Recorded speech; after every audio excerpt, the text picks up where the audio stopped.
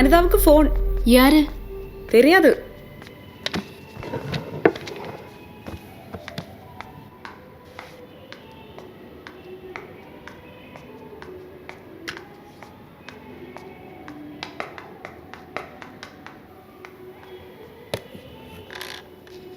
Hello. Hello, ഞാനാണ്. ഒരു കാര്യം പറയാനാണ് വിളിച്ചത്. ബുദ്ധിമുട്ടാവില്ലെങ്കിൽ നാളെ ഫ്രണ്ട്സിൻ്റെ കൂടെ വന്നിട്ട് ഫൈനൽ കാണണം. ഞാനും ഉണ്ടാവും ഗാലറിയിൽ. വരാം. കളിക്കളത്തിൽ നിങ്ങൾ കളിക്കുന്ന കാണാൻ എനിക്കിഷ്ടം. നിങ്ങൾ കളിക്കുമെങ്കിൽ ഞാൻ വരാം. എനിക്കും ആഗ്രഹമുണ്ട്.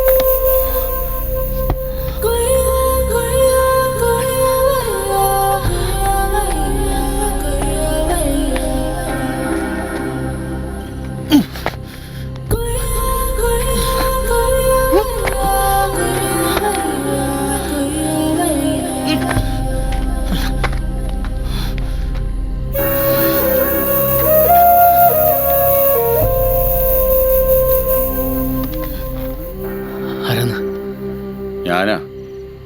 ആ, നിങ്ങളാന്നാ? നിങ്ങളെന്താ ഇവിടെ? വെറുതെ. നിങ്ങൾ എല്ലായിടത്തും ഉണ്ടല്ലോ.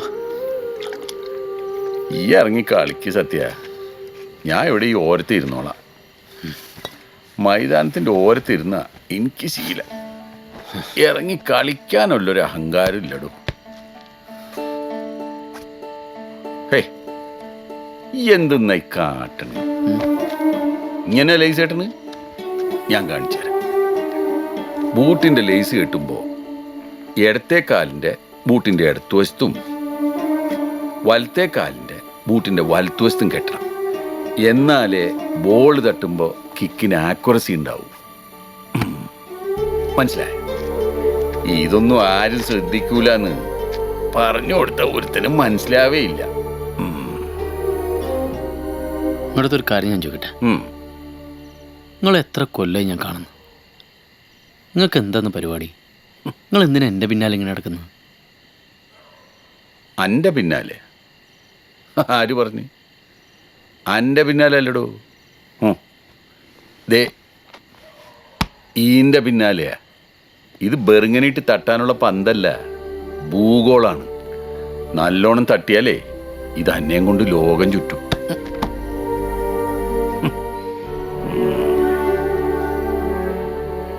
ഫുട്ബോൾ തലക്ക് പിടിച്ച ഒരു മലപ്പുറം കാക്കാന്നാണ് കരുതിയത്.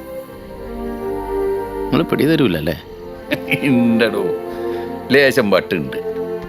ഈ കളി കൽബിൽ കയറിയ വട്ട്. പണ്ട് സായിപ്പന്മാർ ഭരിച്ചിരുന്ന കാലം എല്ലാ ഞായറാഴ്ചയും ഓല് മൈതാനത്ത് ഇറങ്ങും കാലിൽ ബൂട്ട് ഇട്ടിട്ട് ഫുട്ബോൾ കളിക്കാൻ അറിഞ്ഞുകൂടെങ്കിലും ഓരോ ഫുട്ബോൾ ഭ്രാന്തിന് കൂടെ കളിക്കാൻ നാട്ടിലെ ചെക്കന്മാരെയും കൂട്ടും. എല്ലാ കളിയിലും സായിപ്പ് ജയിക്കൂ. സായിപ്പേ ജയിക്കൂ.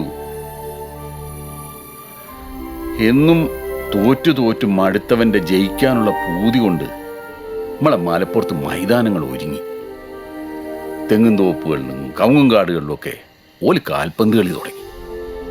അങ്ങനെ കളിച്ച് കളിച്ച് ഓല് കയറി. ഞായറാഴ്ചകളിൽ മൈതാനത്ത് സായിപ്പിനെ നേരിടാനുള്ള കളി. സായിപ്പിന് കാൽപന്ത് കളി നേരം പോക്കായിരുന്നു. പക്ഷെ മലപ്പുറത്തുകാരനത് പോരാട്ടമായിരുന്നു. സായിപ്പിനോടുള്ള പോരാട്ടം. അങ്ങനെ തലക്ക് പിടിച്ചതാടോ ഈ കളി. സത്യ, ഈ സൂക്കേട് കാലുകൊണ്ട് കളിക്കുമ്പോ ശ്രദ്ധിക്ക്. അന്റെ കളി നമുക്ക് എന്നും വേണം.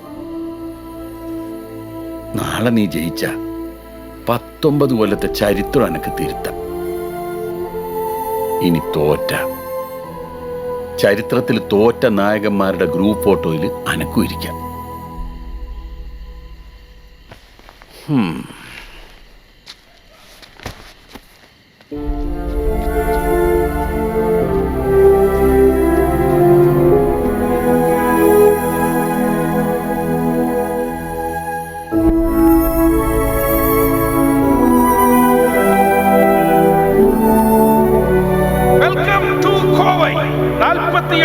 സന്തോഷ് ട്രോഫിയുടെ ഫൈനൽ പോരാട്ടത്തിന് കോയമ്പത്തൂരിൽ കച്ചമുറുകുന്നു. വാക്കുകൾക്കും വാചകങ്ങൾക്കും വിവരിച്ചു നൽകാനാവാത്ത കാൽപന്ത് കളിയോടുള്ള അടങ്ങാത്ത അഭിനിവേശമുള്ളിൽ നിറച്ച ഉന്മാദികളെ പോലെ ആയിരങ്ങൾ ഒഴുകിയെത്തുന്ന കാഴ്ചയാണ് കോയമ്പത്തൂരിൽ സ്റ്റേഡിയത്തിലേക്ക്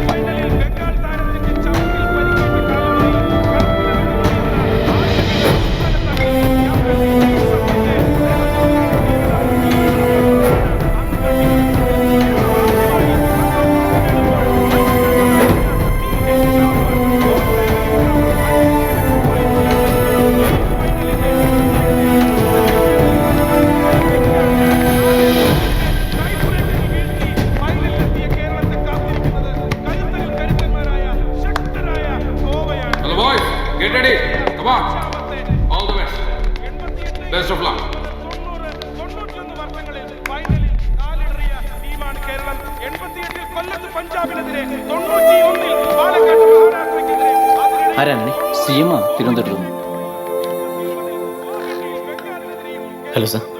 ഹലോ ക്യാപ്റ്റൻ, ഒരു ഓൾ ദി ബെസ്റ്റ് പറയാൻ വിളിച്ചതാണോ? Thank you sir. Thank you so much. Mister captain, നിങ്ങൾ എനിക്കൊരു വാക്ക് തന്നു, അത് പാലിക്കുന്ന കാര്യം ഓർമ്മിപ്പിക്കുന്നു. നാളെ കേരളത്തിൽ അവധിയാണ്. അതിനുള്ള ഓർഡർ ഒപ്പിട്ട് ചീഫ് സെക്രട്ടറിക്ക് കൊടുത്ത ശേഷമാണ് ഞാൻ ഓഫീസ് വിട്ടിറങ്ങിയത്. നാളെ കേരളത്തിലെ എല്ലാ വിദ്യാഭ്യാസ സ്ഥാപനങ്ങൾക്കും അവധിയായിരിക്കും. സർക്കാർ ഓഫീസുകളെല്ലാം അടച്ചിടും. അത് സന്തോഷ് ട്രോഫിയുടെ വിജയാഹ്ലാദത്തിന് വേണ്ടിയാണ്. All the best Sathyan.